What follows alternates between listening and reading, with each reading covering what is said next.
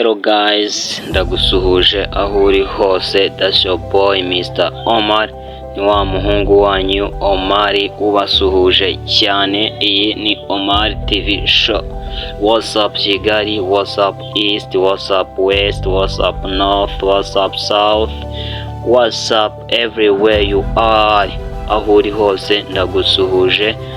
Ku bari hanze mwese ndabasuhuje cyane cyane cyane, by'umwihariko abumva ururimi rw'ikinyarwanda. Uyu ni wa mwanya tujya tuza tukabagezaho utuntu tuba tugiye dutandukanye cyane. Tumwe ushobora kuba waba wari utuzi, utundi ukaba utari utuzi. Impa umwanya rero nkugezeho n'utungutu cyane. Ushobora kuba uri umuntu ukunda gusoma ibitabo, ukunda ibintu bijyanye n'inyandiko umeze nkanjye.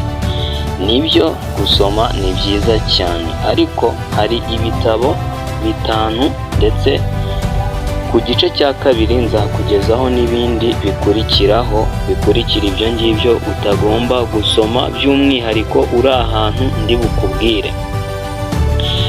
Ku mwanya wa mbere hari inyandiko, indirimbo y'umuhanzi witwa Rugamba Sipiriyani. Iyi ndirimbo yitwa Agaca. Yari indirimbo utagombaga kumva mu gihe wari uri mu Rwanda mu myaka ya za 90 mbere ya Jenoside, kuko yari indirimbo yarenguraga, yari indirimbo yannyekaga ubuyobozi bwariho icyo gihe. Iyo ndirimbo uyishake wumve ibiyivugwamo, wumve uko bimeze, umbwire niba koko iyo ndirimbo byari bikwiye yuko icyo gihe uyumva. Kuyumva ntibyari byemewe, yari amakosa, yashoboraga no kuba yanakugeza urupfu, cyangwa se yashobora kuba yakugeza mu gihome ukajya mu maboko atarayawe. Ku mwanya wa kabiri abana bari kwiga indimi n'ubuvanganzo muri iki gihe, aka gatabo barakazi, kitwa Animal Farm, kuko bari kukiga muri iki gihe kuri curriculum yo mu Rwanda niba ntibeshye. Animal Farm ni agatabo kanditswe n'umwanditsi witwa Eric Arthur Blair, akaba yari yariyise George Orwell. Kakaba ari agatabo mu by'ukuri kari gakomeye cyane, na n'ubu amagambo arimo ni amagambo kera twize ibintu by'imyandikire yanditse mu buryo bwitwa satire cyangwa se na personification. Hamwe usanga bafata inyamaswa ikavuga, bakayiha imico n'imiterere cyangwa se characters nk'iz'abantu, personification. Ubwo rero bikanjyana kukubwira yuko ubaye uri mu Burusiya, iki gitabo rwose ntago ugomba kuba wemerewe kugisoma. Ntago wemerewe kugisoma, ariko by'umwihariko mu bihe byo hambere ku butegetsi bw'umutegetsi witwaga Joseph, bamwitaga Joseph Stanley. Abantu bize history muramuzi cyane, Joseph Stalin, Joseph Stalin cyane. kubwo mugabo byo iyo wafatwaga uri gusoma iki gitabo waricwaga. Hishwe abantu benshi cyane cyane. Animal Farm ku munsi wa none, Animal Farm mu Burusiya ntago ubujijwe kuyisoma, ariko ikibazo ntago wapfa kubona aho uyikura. Ntago wapfa kubona aho uyikura mu masomero yose no mu byumba nkusanyabitabo. Ntago wapfa kubona Animal Farm. Wayikura he?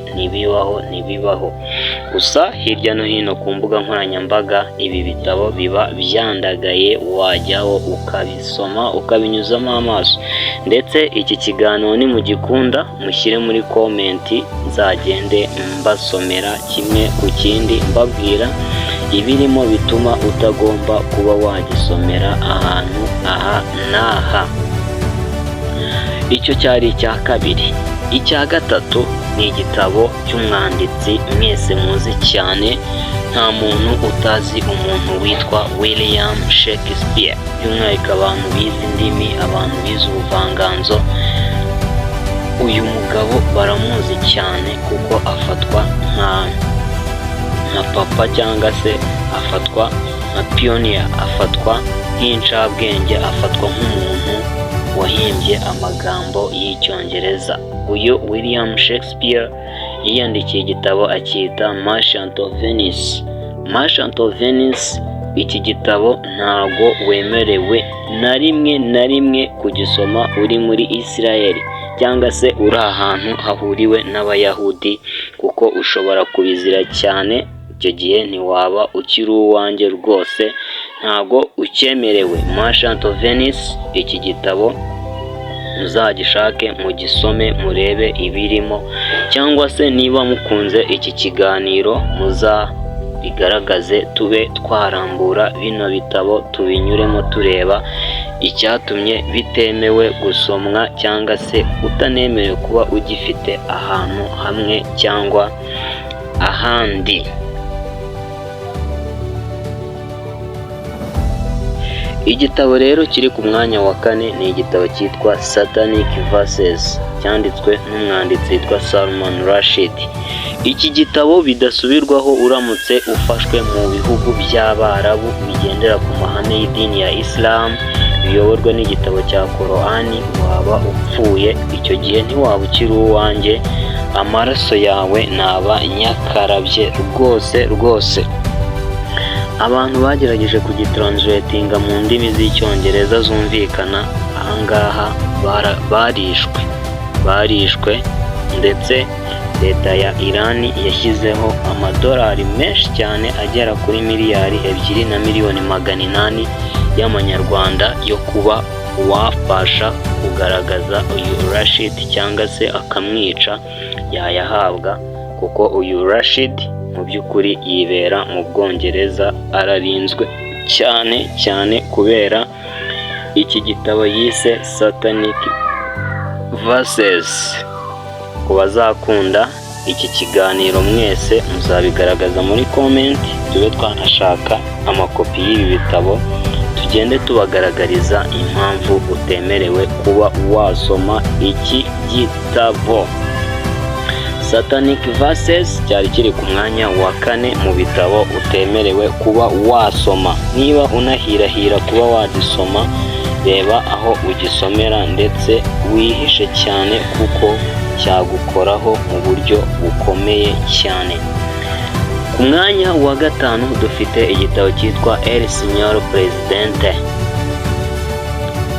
Mr. President, cyanditswe n'umugabo witwa Miguel Angel Asturias.